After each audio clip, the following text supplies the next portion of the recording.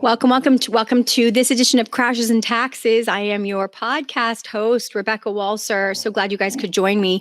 I'm sorry this is out late this week. I have got a lot going on. I've got a new large class of new Walser Wealth advisors that are going through training these 30 days, and it's a lot of work for me. Obviously, I'm very involved in actively training my new advisors coming on board so that they provide the level of expertise that I want for every client to have when they come through Walser Wealth. So it's just been really busy, and I just want to apologize for that. But I do this in my free time, and just because I love you guys and I want to share information with you, but it is a lot of work.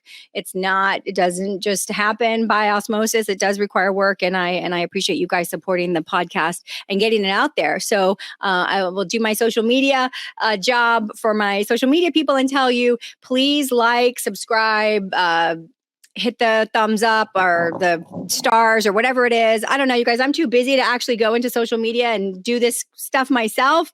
I wish I had time. I just don't. But you guys are using it and leveraging it. So send it to your friends, send it to your family.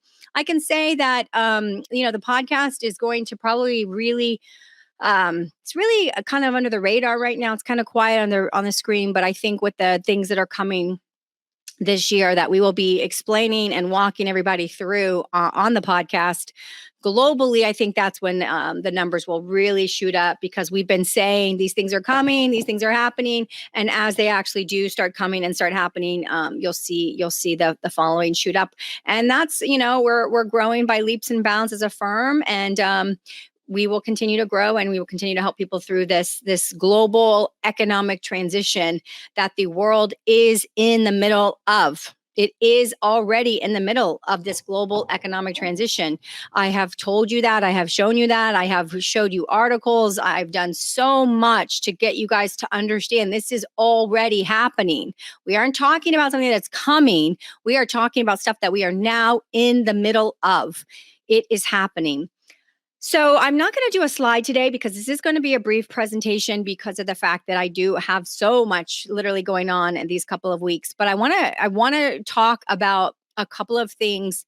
We are not out of the banking liquidity crisis. There's a couple of larger banks that I won't mention until they publicly are identified, but we are still seeing massive withdrawals from large institutions, and we are not anywhere nearly out of the banking liquidity problem globally. It is a global problem. And this is why the 6 countries usually are standard, people. And then we also were joined by the Swiss bank, have agreed to kind of do all kinds of agreements to make sure that the stability and the solvency is not an issue until it's time for it to be an issue. Because they're going to leverage potentially economic disaster to move us to the central bank digital currency FedNow platform.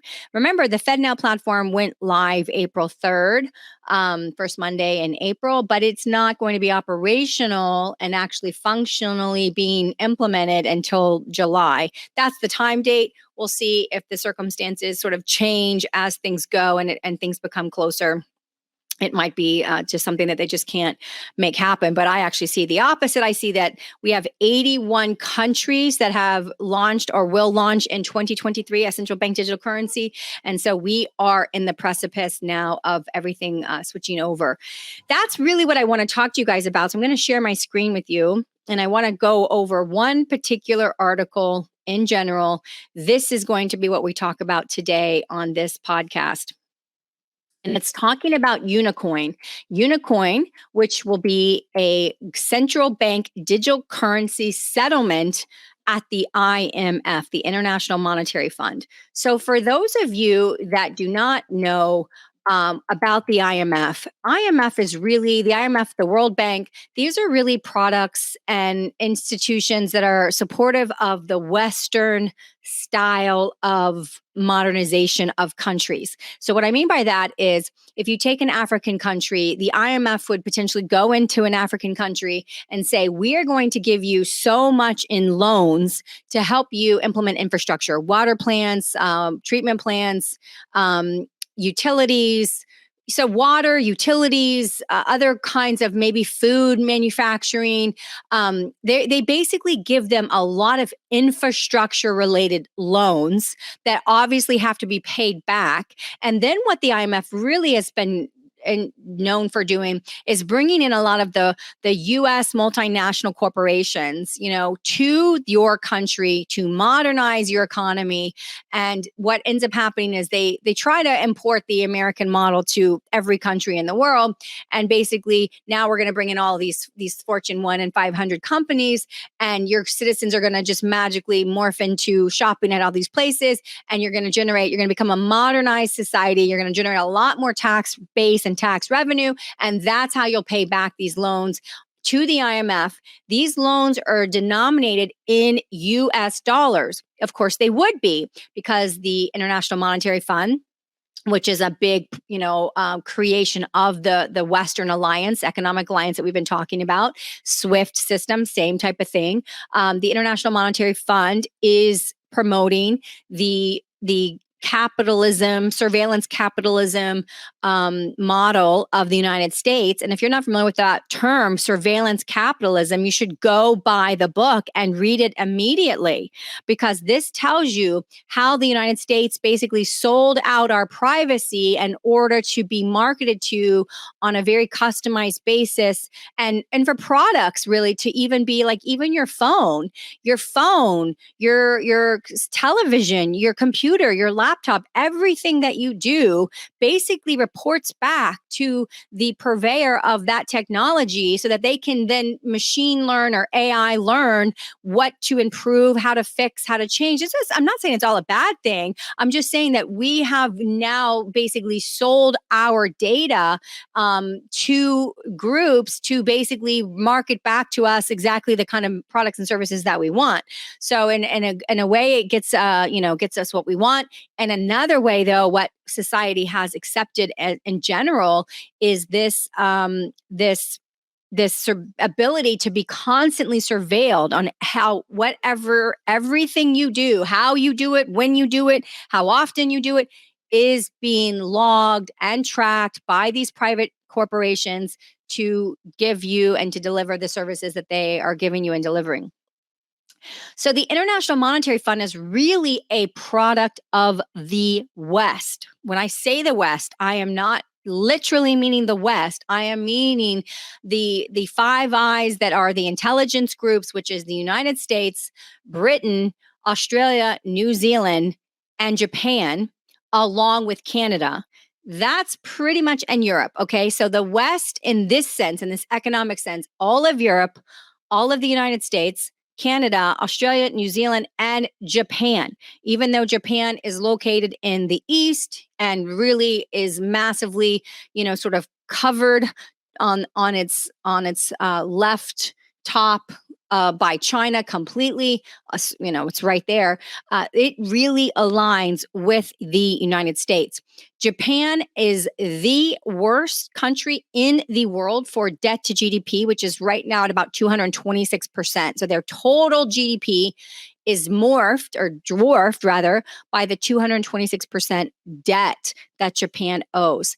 Like Japan, Germany has had negative interest rates for over 10 years because they too have an economic probable collapse inside of all of their problems and their debt.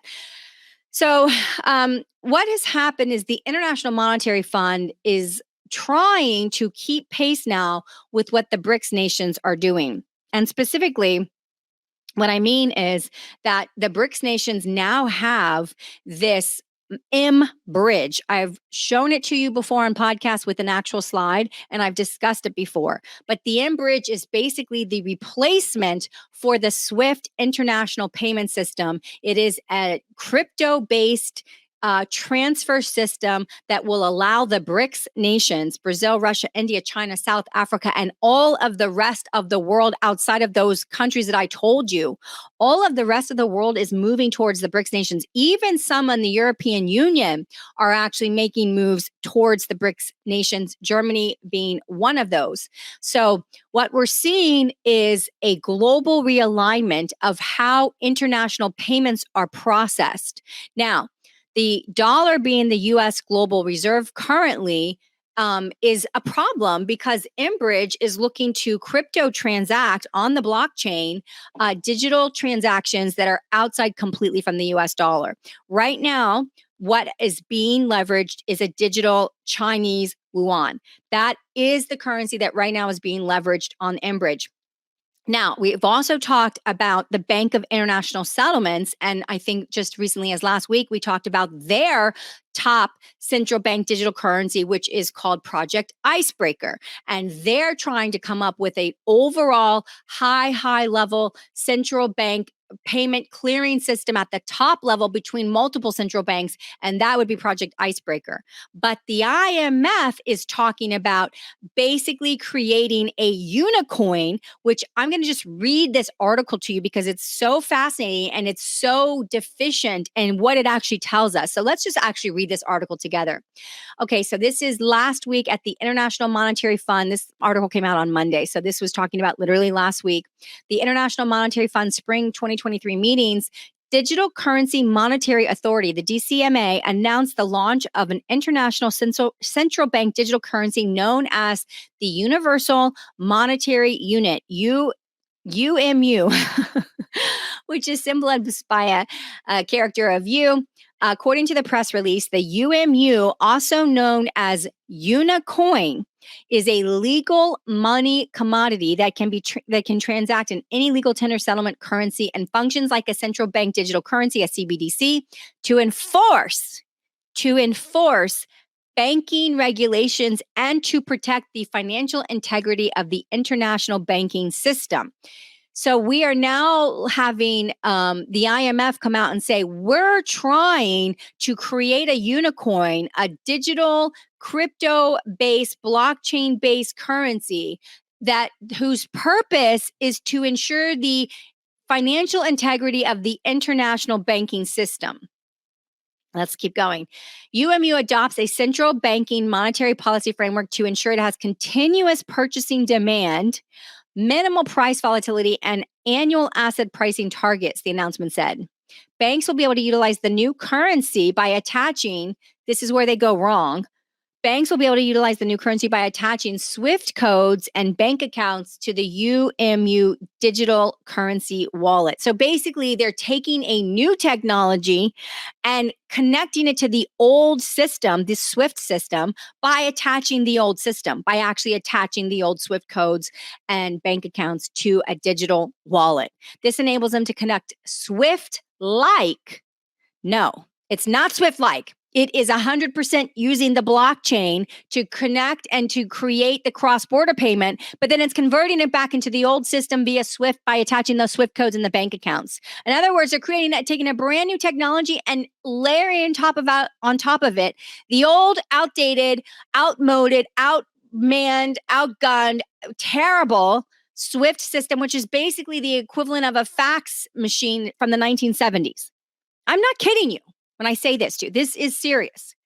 So, and just read this article. This enables them to conduct SWIFT-like cross-border payments entirely over digital currency rails, accessing the best priced wholesale FX foreign exchange rates, and achieve an instantaneous real-time settlement by bypassing the correspondent banking system.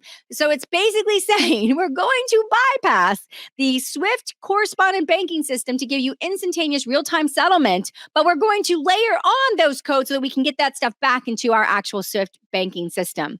And then it goes on to say cross-border payments can be slow, expensive, and risky, says Tobias Adrian, financial counselor at the International Monetary Fund. In today's world of payments, counterparties in different jurisdictions rely on costly, trusted relationships to offset the lack of a common settlement asset together with common rules and governance. By imagining if a multilateral platform existed that could improve cross-border payments at the same time transferring foreign exchange transactions, risk sharing, and more generally financial contracting. Through the adoption of a global localization public monetary system architecture. That makes no sense. Through the adoption of a global localization Public monetary system architecture. UMU can be configured to operate according to the central banking regulations of each participating jurisdiction, the release said. UMU is not attempting to disrupt the international monetary system. In fact, it only strengthens it by helping the IMF achieve its stated mandate to provide economic and financial stability to its member states. Like I said, if you join the IMF, they are lending money to you, modernizing your economy, financially stabilizing your economy according to their beliefs, and then you will be growing your economy like the US, like the West, and you will then be able to have the revenue to pay them back. UMU is a game changer in how cross-border payments are transacted and mitigates against the seasonal and systemic local currency depreciation. Okay, so this is almost done here. In the proposed UMU model law legislation, Unicoin would be enacted as a complementary money commodity and function as a store of value, helping to mitigate against potential seasonal and systemic local currency depreciation, and it functions as a payment currency at the time of settlement.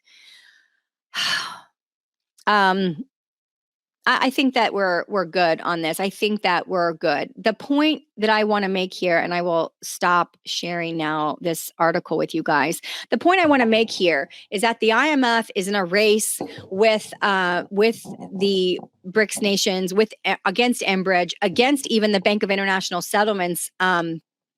Project Icebreaker, and trying to maintain some level of SWIFT into the new system. They see that the rest of the world is pulling away from SWIFT, doesn't need SWIFT, that SWIFT is archaic, it is outdated, it is outmoded, it is just should be trashed, but because it is the way into the existing banking system in the United States and all of the 5 major countries that we're aligned with, they don't want to end the system. So this is a way they can basically create a crypto coin to be leveraged for the transactions, cross-border payments, and then you'll have, and I didn't read that part, I should have read it, but they were fixed exchange rates. So that's a question, how will exchange rates actually be adjusted and all those things. But the IMF is trying to race now to catch up because they see how far the East has gone with this crypto-based cross-border payment, digital payment transaction system, and they are going to get left behind. We are being left behind. The West that I've described to you guys multiple times, we are being left behind by all the countries that are moving to the East. And this is a part of this whole economic re-engineering of the entire world system, moving to new technology, specifically the blockchain and digital payment transfer processing, which is not SWIFT, very outdated system. And yet in order to get yourself back into your own domestic currency, you have to then go again and re-engage the SWIFT system, which should be put to bed as now outmoded. So it's very, very interesting that everybody is now scrambling to get a piece of the pie that is being taken by the East.